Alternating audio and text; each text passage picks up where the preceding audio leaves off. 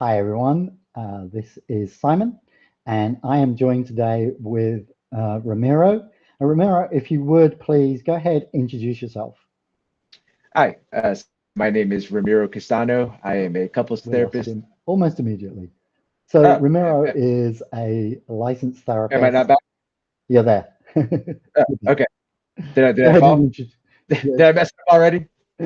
Hey, sorry about that. I'm Ramiro Castano. I am a couples therapist out in Littleton, Colorado. I've been a marriage and family therapist for almost 15 years. Lived in Houston for a little over 30 years. Been in Colorado now for just under three. And my work is all based on relationships of all kinds. Perfect. I'm Simon. I write at the Quiet Transition. I'm a certified menopause coach. And we're going to talk today about menopause when it feels like um, you're the problem. So, particularly for men, I know this is a big kind of area for men when they are struggling with this new situation that they're in. I had a question for you. So, what's the first signal men notice, and usually it's internal, that something feels off? Especially like when something is not obvious, right? Like something is Right. not good, right? Yeah. What I notice is a lot of times in and this is true in many relationships, men will have this sense of on the surface, it seems like we're checking off a lot of boxes. It seems like everything, the resume wise looks good, should be good, but something just doesn't feel quite right. Something just feels off. Something, it doesn't feel like the way it's supposed to when, you know, everything on the surface seems pretty good and they can't seem to figure out why. They can't put their finger on it. They're like, I don't know what it is, but something just isn't, it's not the way I thought it's supposed to be. Um, and it'll be this kind of nagging uh, thing in the back of their minds, back of the head that just kind of is always just hanging overhead and just like, not sure what that is, but it's just something. There's something out there I can't put my finger on. And typically, that's the way I kind of conceptualize it, kind of how I see it, Hmm. um, how people experience it. Okay. So, I think what we're talking about there is an element of confusion. I think that plays into this. Um, and this, it's a subtle shift, right? It's not something, it's not a big sudden realization, but there's this gradual process that happens over time. Hmm. So what's the reaction to that? What's the feelings that come up for men when they start to experience that? Well, for a lot of men, um, this is true for a lot of women too, but I see this a lot in men is depending on their history, and I can get more into this in a second, they will internally feel like, well, we're doing everything right. It doesn't feel right. It's got to be something related with me. It's got to be something my fault somehow. It's got to be something about me that is making this not feel right, not be quite right, even if on the surface it looks like it should be right. Mhm. So maybe it's me that's the problem. Maybe it's me that's the issue, that's having this happen. Like if it wasn't me, the person in here, then it was somebody else. They would be happy. They wouldn't be noticing anything. But because it's me in this, something's up. Right. So does that ever get verbalized in the early stages, or is it something that is internalized? Like verbalized as into like their partner kind of Hmm. thing. Yeah. In my experience, very rarely. Right. Very rarely. It's one of those things that because how is that conversation? They'll think, how is that conversation going to go? First of all, right? Like you go to your partner and be like, I don't know, something feels off, or they're going to say like, what? And I'm like, I don't know. Like, cool. Like that doesn't go very far. And most of the time though, because for a lot of men, that sense of maybe it's me, you know, maybe it's a Right. it's me thing. That's not going to be something that they necessarily want to put out there. That's not even something they're going to even want to really look at. It's kind of this thing that's hanging out off to the side, but nobody wants to like actually take a peek, right? And so the other aspect of it is what if it is me? What if I do bring it up to my partner? What if they confirm that it's me? I don't know if I'm ready to hear all that. I don't think I need that kind of confirmation. So many times, the vast majority of times, will not be verbalized. Will be held internally, not even consciously, but like here on like the emotional level, and they'll just carry it kind of like the new best friend that's kind of just always hanging out. Right. So at what point does that start to gain meaning for them? So in terms of, okay, so maybe I'm the problem, but what does that mean in terms of our relationship? What I think Well, I think there's like and like you kind of alluded to this earlier. It's not like you wake up one morning and it's like a light switch, and all of a sudden, oh crap, there's something's up, and it's me, right? And so what I see is like it's that's kind of there's something going on is happening gradually, and then over time, as that sense kind of seems to get bigger, then the what is happening becomes the kind of the question, or why is it happening becomes the question. Then it becomes a maybe it's me kind of thing, right? And so that they kind of get there later.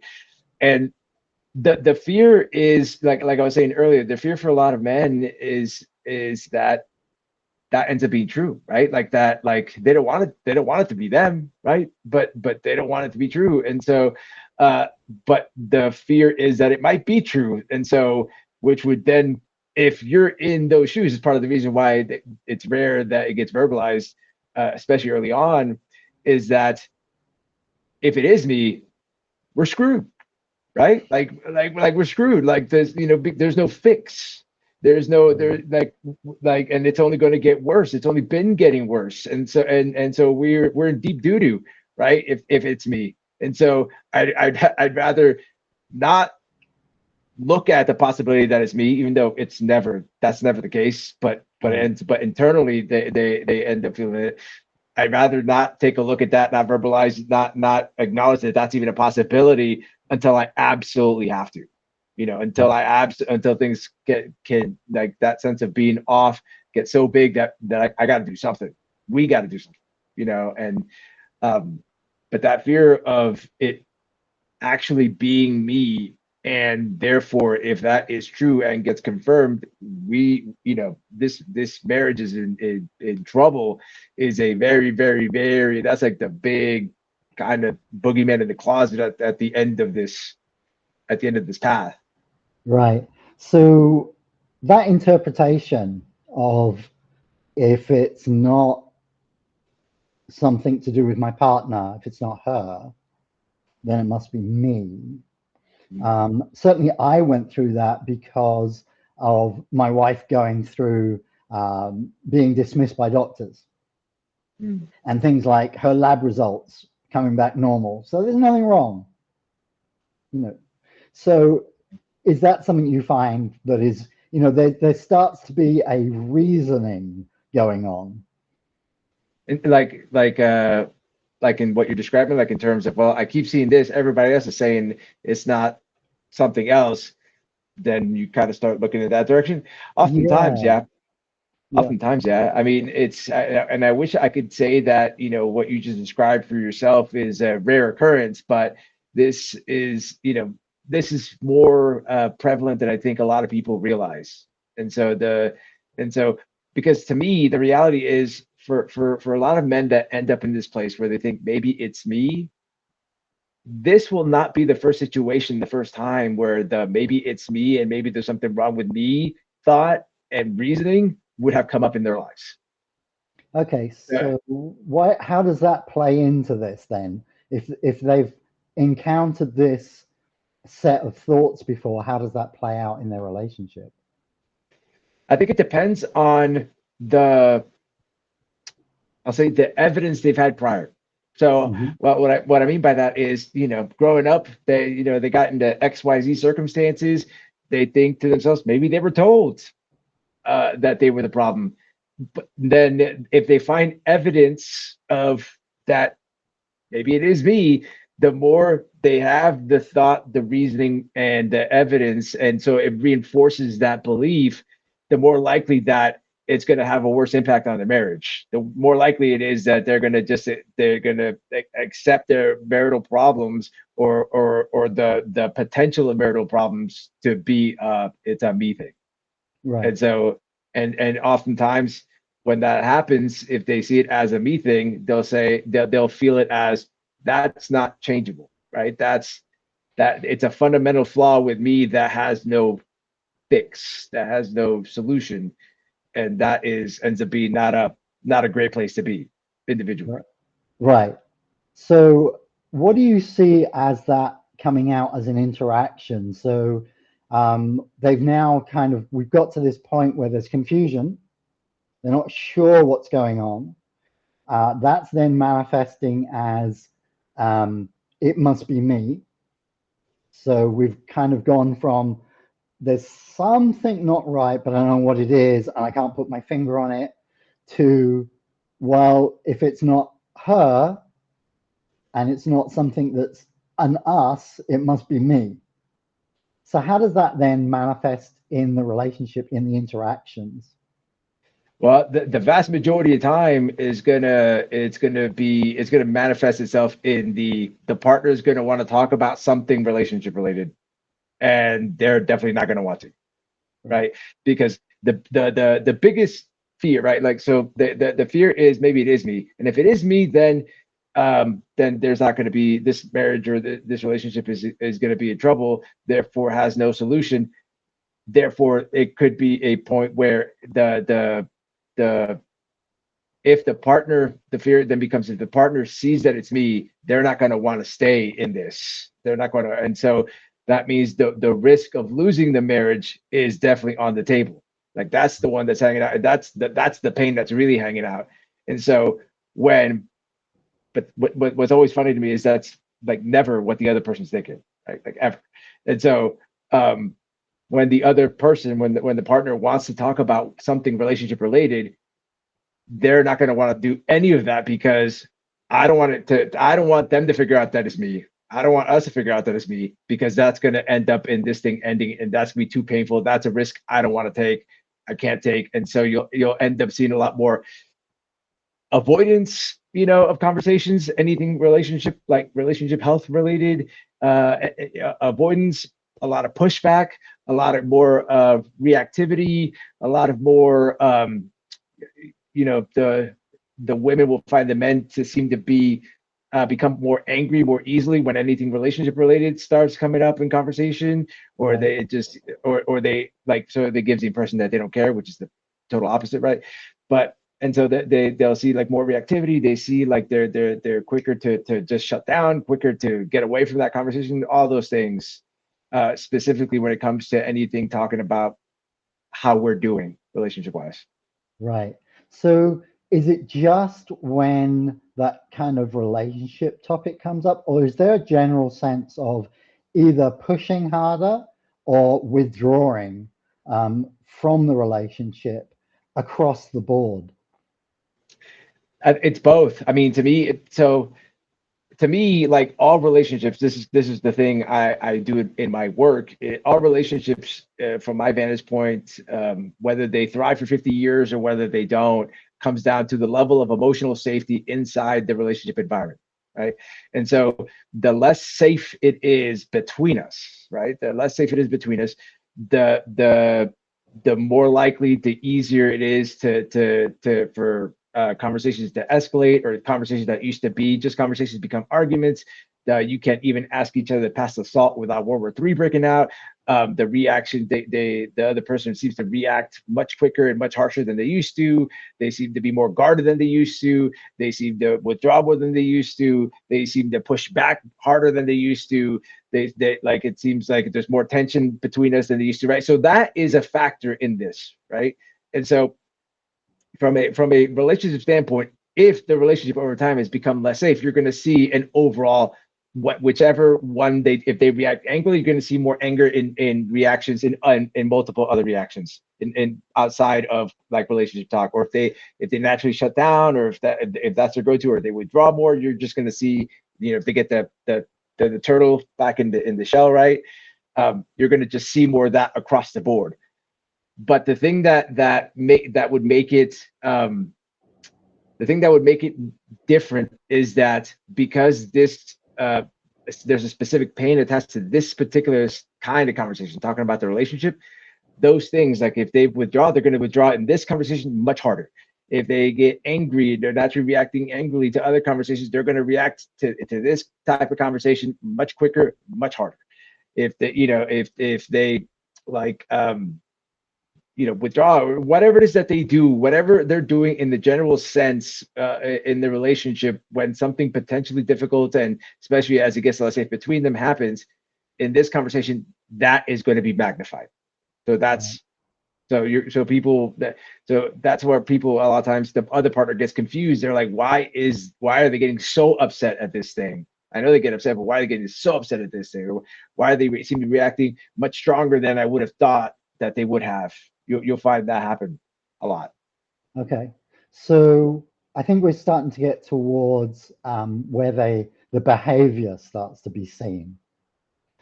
Are they getting a sense at that point of any realization of do you find that when they start to react in this way, whether they start to withdraw, whether they're overreacting, are they pinpointing at this point what they think is going on? Or are they still at that state of confusion where they're still figuring out there's something wrong? I think there's at least in what I'm describing, they're going to be more at a point of it might be me is really hanging out in the background like that. That's where the confusion thing, not as much, because at that point it's still the possibility that it's not them is not as threatening, right? Is not like as present.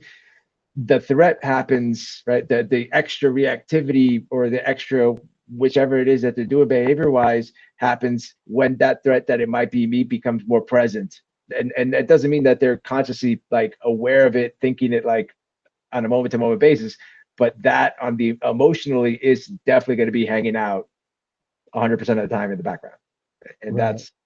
that's going to be a big part of what drives that that extra reactivity, if you want to call it that.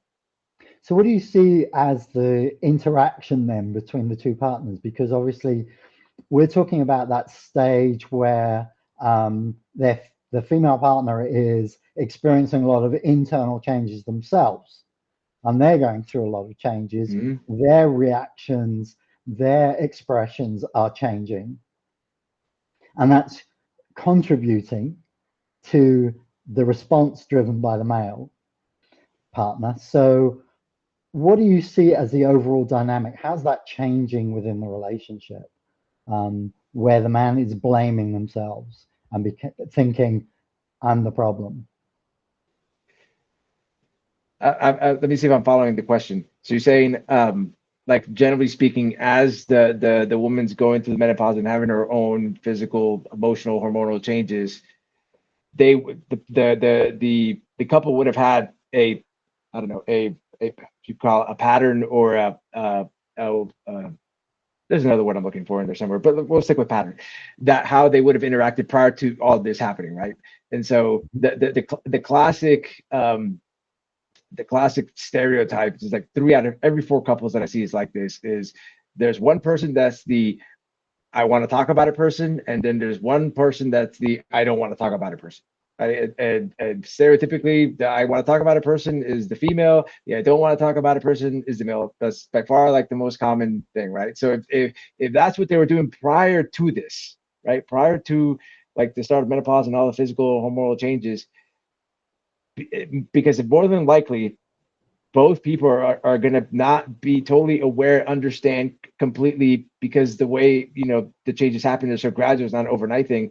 They're not going to be as aware of what's happening already. It's going to cause that pattern, whichever way it looks, to become more prevalent, if you will. So in other words, like if she's the I want to talk about a person, and she likes to talk about a lot of things or maybe some things, her need, her want to talk about more things is going to go up. She's going to want to talk more.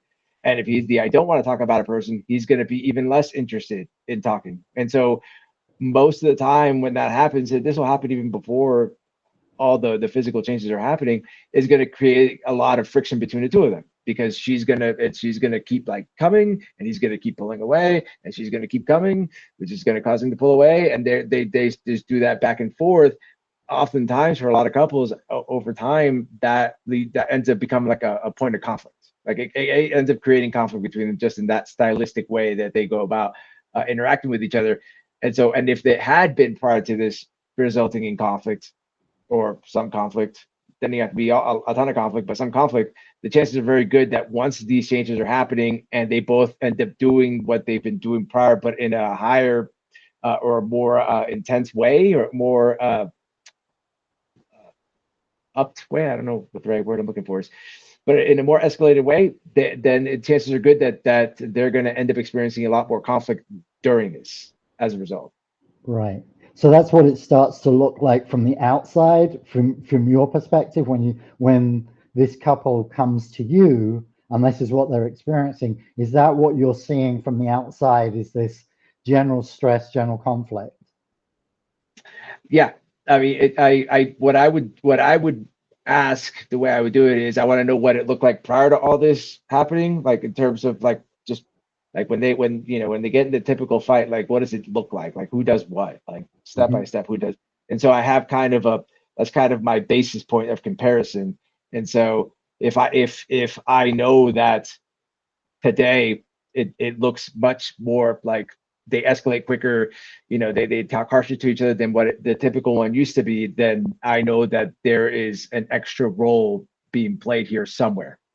And Right. I know that the menopause could be part of it. I don't ever assume what it is, but I know that Right. that's going to be part of the things that could be part of it. So once they start to get some kind of language recognition, so okay, maybe the word perimenopause or menopause starts to exist. What's the, if there is, what is any kind of change that happens then in the dynamic? I think it depends on it depends on I think it depends on a few things. One is both people, right? Like both people are going to go through changes. She's going through some things, and it's they're each going to have their struggles in their own way, right? And so what one of the things that's going to greatly determine what that dynamic is going to look like, or what might change, is how did each partner feel like they could go to the other one when they had something going on? Did they feel like they could, and to what degree, Mhm. right? Because if they were coming into this moment with years of, I just don't feel like I can go to my partner, right? And so I don't know, I go to a friend, or I go work out for 3 hours, or whatever it is, it may be, that kind of distance between them, the start of this thing is going to just amplify that, because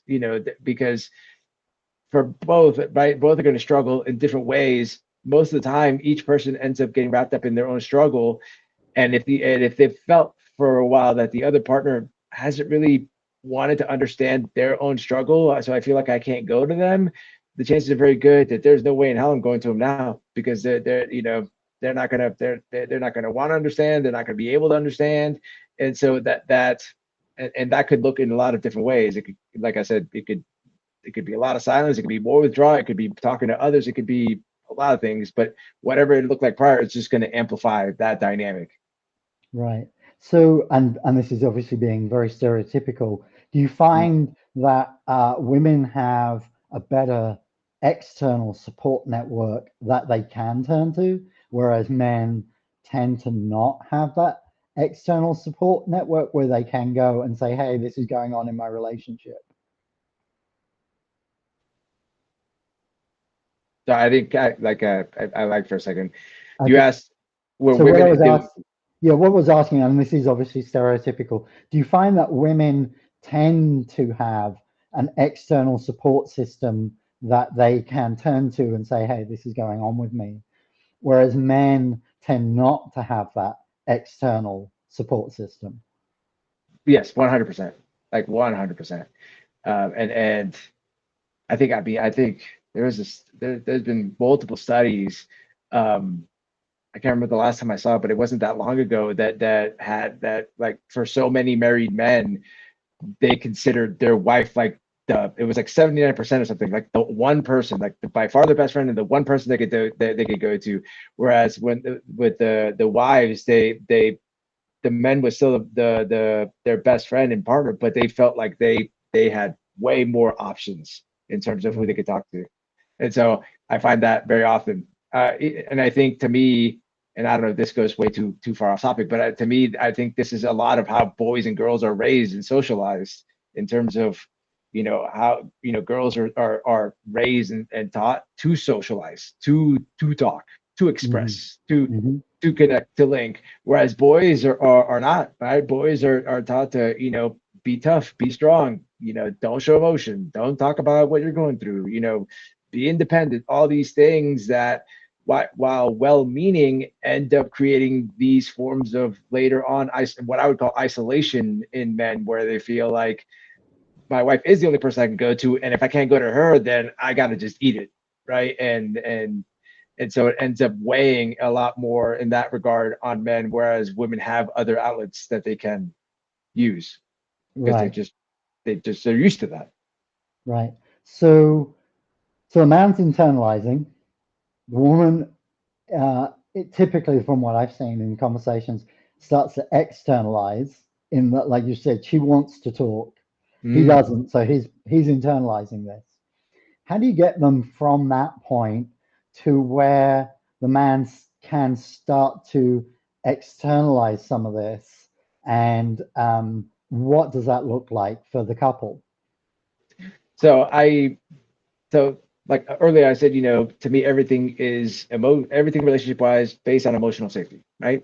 So the way I always frame it is there has to be more safety created in the relationship for that to happen. And so oftentimes what that's going to look like is if so I tell each partner, look, your job is to make it safer for the other one, right? Because most people, we are very aware of what the other person does and says and how it impacts us, but we are very unaware of what we do and say and how it's impacting them, right? And so I try to make it a point to try to shift that like focus and have like your job is not, I don't say it's your partner's job to make it safe for you, but it is. I say it's your job to make it safe for your partner. And so I would tell the wife in this case, you got to make it safer for him. You got to view him as the turtle, like putting his head out in the shell, right? And and a turtle, when you could offer the best piece of lettuce or the best piece of whatever it always wants, it's not gonna just sit there and say, yo, what's up, right? And come out,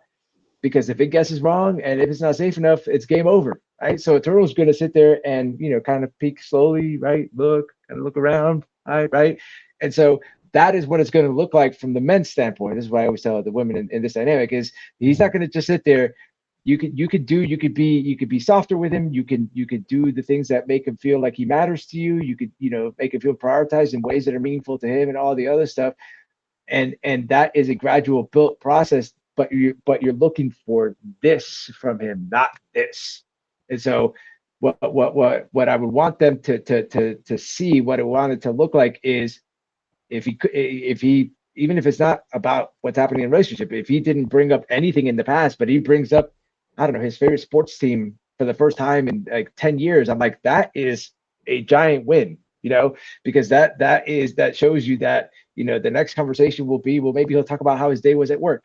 Maybe he'll talk about that one person that cut him off driving, where he wouldn't have done that before, right? And it's a gradual process to get the turtle to bring its head all the way out, which is inevitably what you want, so that the men can eventually, in time, feel safe enough to talk about his struggle, his vulnerability, what he goes through, in a way that I know she wants to hear, and I would argue in a way that he actually wants her to hear, but ultimately doesn't feel it's safe enough to bring it out.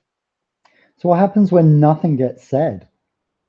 Because you've talked about these kind of ways that the partners can make each other feel safe. Mm-hmm. What happens when that conversation doesn't happen early enough? Well, I mean, it's so depends, right? So not happened early enough because they both weren't aware of something, Hmm. or or not happening early enough because they both know something's up, but neither one of them want to address it. I Because mean, I those are two think, very different places. right. And I think we can address both of those because I think they're both relevant. One is, like you said, they're both aware that nah, something's not fitting right anymore. But then there's also that not recognition. I would say the not recognition is less is the would be the less problematic one. Okay. I think that the less the not having the recognition, um, if nothing happens, eventually there'll be recognition. It'll grow to that, right? So I don't view that one nearly as bad, or as problematic. Now, if they're at a point where they're like they both know something's up and neither one is bringing it up, and so what that would tell me is that probably their relationship dynamic prior to that was neither one of them would bring stuff up regardless in other areas and other topics, right? So no hard conversations, that people talk about having the hard conversations Mhm. wouldn't happen. It wouldn't have been happening. And so this sense between the two of them of just kind of sticking everything in a closet, like stuffing it in a box, or just not looking at it, would would continue, right? And so what that would end up doing, what it does end up doing, and it would continue to do, is it creates more and more isolation between the two of them. They'd feel more and more like they'd have this happening, right? Right. And more they'd feel more and more isolated from the other person. So it would continue to, the thing that they feel like something's up, but we don't know what it is, or we can't put our finger on it, and the men's thinking maybe it might be me. Um, that sense just keeps growing. And the unfortunate um, endpoint, oftentimes, that I see in that dynamic is the affair. That happens a lot, because eventually, right, you want to be able to be close to your partner, you want to be able to lean on them. But if we're so isolated that we feel like we're a million miles away, even if we're sitting in the same room, it's only going to be a matter of time before somebody at work says, "Hey, how's your day going?" And in a way, I haven't been able to talk to my partner forever, and that's how it starts. I see that as a very, very common trajectory Right. So really, it's about closing that gap, getting for the me. two people to. Yeah, and that's what emotional safety to me is about. Is the safer it is, the closer we are, the warmer it is. Like everything good, everything a result of being safe enough. And Right. that, yes, closing the gap would be what I would recommend for sure. And so, for a man in that situation, and you've talked about making it emotionally safe, and some of the things that the woman can notice in terms of, oh, I loved your turtle analogy. Okay, so then now they're starting to put their head up just a little bit. What are the steps that they can take to encourage that rather than just noticing, oh, he mentioned this? How do they then encourage that type of conversation to carry on? Well, I would tell you, it doesn't have to be a conversation, right? Like even like the turtle popping head, it doesn't. Those don't always have to all be like shown through conversation. They could be shown in other ways. I could fill up the next 3 hours talking about that part. But but what so the things that will help when it comes to that sort of thing, right, is you want each partner or the way I phrase it, if I'm talking to a specific partner, is you want to make sure that your partner experiences you as non-threatening, right? As not like at first and foremost, right? So you notice the head slowly coming out, right? You got to make it a point, verbally, visually, in whatever capacity. It's got to be relative to who your partner is, what they've been through, because that those are the things that come up in every relationship.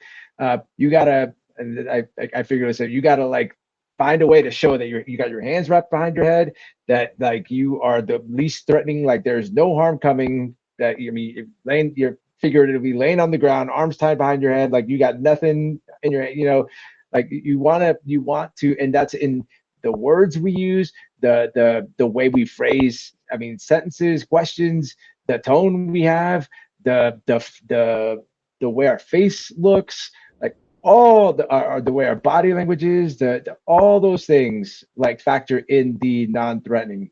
So like if your Right. partner, this is a very classic thing that I see often, right? But like you have one partner saying something, the other one goes, "Stop yelling at me," and the first one goes, "I'm not yelling," right?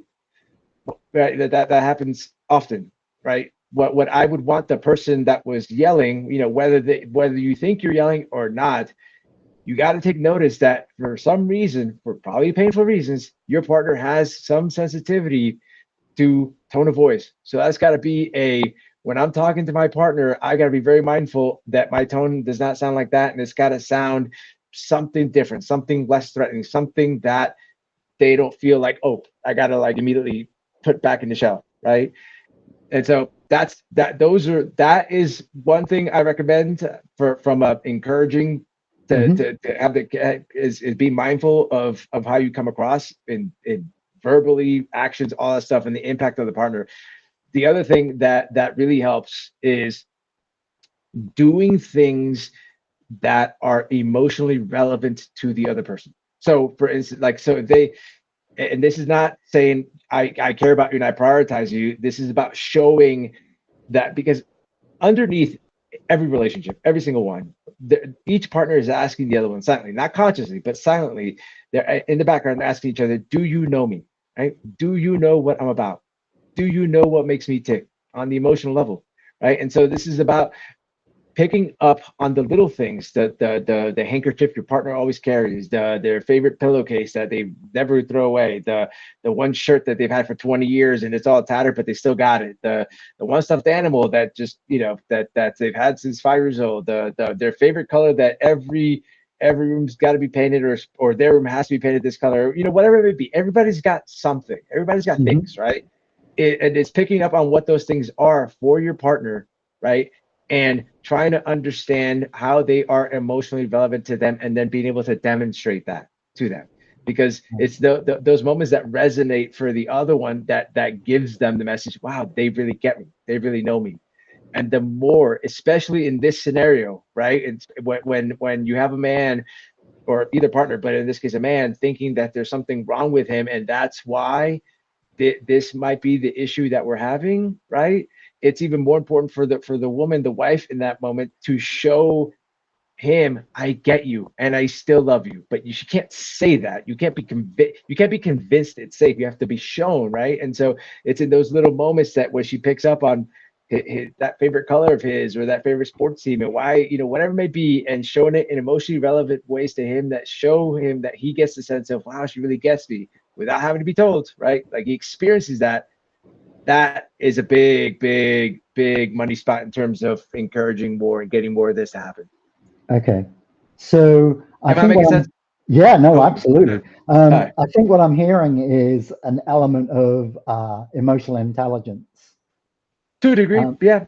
yeah. So I think with men, would you say that that's something that has to be developed more?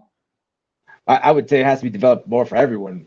You Right. know, it's I mean, I don't know. I have a, you would say, a different definition of emotional intelligence than a lot of people. Because to me, a lot of people will say, "Well, I know who I am. I know who I am. I know what I stand for. I know." And to me, that is not enough, right? Right. And so it's not just, to me. It can't be, emotional intelligence is not just about being able to say exactly how you feel. It can't be just that. Right. It has, you have to take into account what you do and say and the impact on the person on the other side. If it's just your partner, that's one thing. But even if you could do it, the more you could do it for everybody around you, I would say the more emotionally intelligent you are. That to me is what emotional intelligence needs to Right. be, in my opinion. It is not Right. just knowing who I am, what I feel, and all this stuff, but being able to take what I want to say and take into account the impact of what I'm doing and saying to the person, and tailor what I'm doing and saying around that, Yeah. because that's a different ball game altogether. And I would argue both men and women there needs to be a lot of development when it comes to that. Yeah. No, I would totally agree with that definition, and that's kind of where I was thinking of. Absolutely, it's not just about you; it's about how you interact. It has to be, Yeah. it has to be. So we've talked a lot about the man seeing themselves as the problem. What happens as that starts to evolve, where they can start to see maybe there are other factors here in play and they're not all about me? What starts to happen to them in terms of feelings and in terms of realizations? Well, to me, the only way that happens is if the safety thing is happening prior to that, because that especially the doing the little things that are emotionally relevant to that person, Hmm. because that makes it safe enough for him to believe it may not just be me, right? Right. It makes it safe enough to say, well, maybe there could be something else, because it's a once somebody is in that place, or if they historically have lived in that place where they think it's them because there's something fundamentally wrong with them, it's a hard place to get out of, right? It's a, and like I said, you can't be convinced of it. So you got to experience that. And so the only way that happens is if the safety is happening. But once that's happening and they can see and take a look around, that is something else. It it it just it's so much better.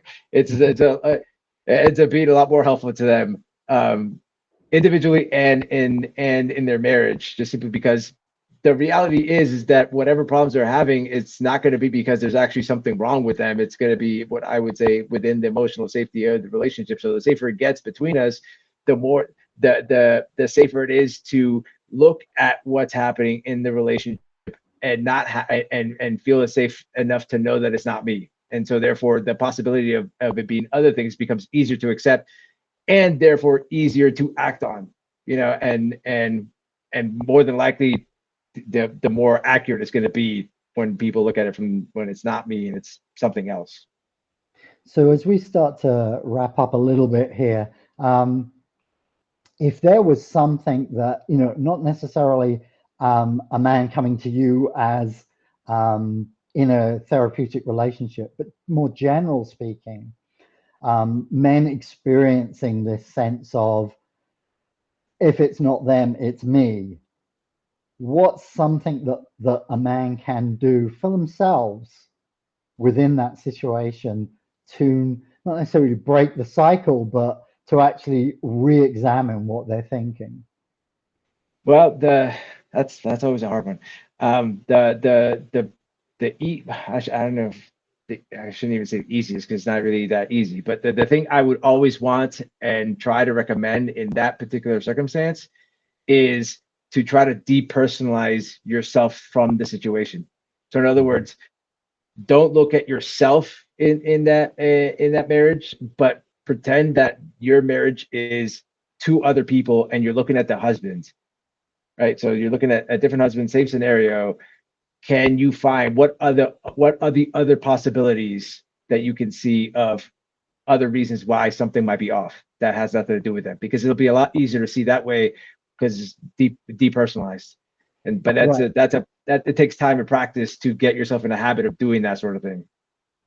Yeah, and I think that's exactly where I was thinking of is that core feeling of personalization. Everything that happens is because of me. Everything that is happening is to do with me. And I think that's a common, certainly in the conversations I've been having, a Mhm. common thing amongst men is this is happening because of me or it's happening to me. Yeah, and especially if they have because chances are good if they've gotten to this point and they're having the this is having to do with me. Chances are very good that they've had that has come up in their lives many times over, and chances are very good that they have found evidence to confirm that belief. And so it's just and it's usually not because they feel like the world centers around them. It's because they feel like there's something fundamentally flawed with them that is creating all the problems around them, and that's just and the chances are very good that they've had a lot of history of either being told that or seen and lived things that have reinforced that place, that belief, that space. And it's just it's a hard place to. It's unfortunately more common than most people realize. I think you know you told me before off camera that wives tend to share this with husbands, like your Substack, right? I think a lot of wives are going to be absolutely floored when if they ask their partners, their husbands, hey, is this you? Can you relate to this? They can be floored at how many men are going to say yes, because Right. there's a lot of that out there. Yeah. We have mostly men in the audience. I want to ask, actually, I usually ask if they have any questions. I'm actually going to turn it round and say to the men in the audience, does anybody recognize themselves in what Ramiro has been saying? And if you do, just feel free to drop it in just a simple yes or no in the chat, and we'll see what that involves. Like I say, I usually ask if there are any questions. I hope there's a part of me that hopes for a lot of yeses, but there's a part of me just to show that I'm on the right track. But there's a part of me that wants there to be a lot of no's because I just I I know the history of somebody in this place, and I know it's not usually not been a great one, and it's a really hard one because I don't know I I'm working with a book editor on my first book out in California, but she really wants my second book to be called "There's Nothing Wrong with You" because I just believe that so strongly about people is that there's nothing fundamentally flawed with anyone, and but I see that fear so present and so prevalent with so many people. It kills me, pains me so much to see that because it's just a really hard place to be. Yeah, so I think really just to wrap up our conversation, I think what we've really been talking about is this sense of it's a personal failing within men that they see this as a problem that they've caused. And I think that what we're seeing is helping them move away from that self-blame and them seeing themselves as the problem.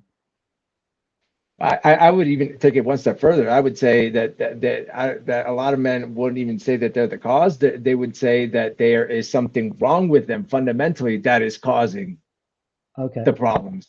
And so, not that they themselves are causing it, but there's something inherently wrong and flawed with them that ends up creating all the problems. And for me, getting them away from that belief that there's actually something fundamentally flawed with them. There could be something wrong and flawed in what they do, but it's not because there's something flawed or wrong with them at their core.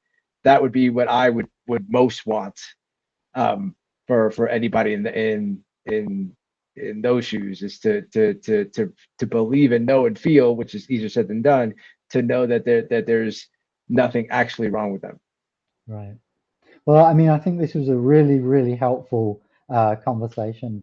Where can people find you? Well, I just started a new Substack talking about relationship stuff, all things relationship related. Uh, that's first issue just came out yesterday, so I'm new to the Substack thing. So they could find me there on Substack. You could also follow me on X. It's at FY Relationship, except there's no I at the end. SHP. I got caught with character limits, so I had to make a move there somewhere.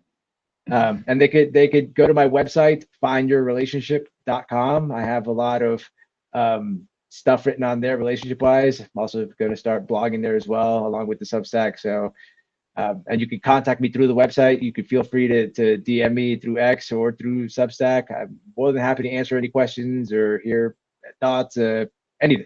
Feel free, reach out. More than happy. Awesome. Thank you. And people can get in touch with me on Substack at The Quiet Transition. Thank you again, Ramiro, for taking part in this conversation. I really appreciate it. And thank Thank you you. for having me. Bye.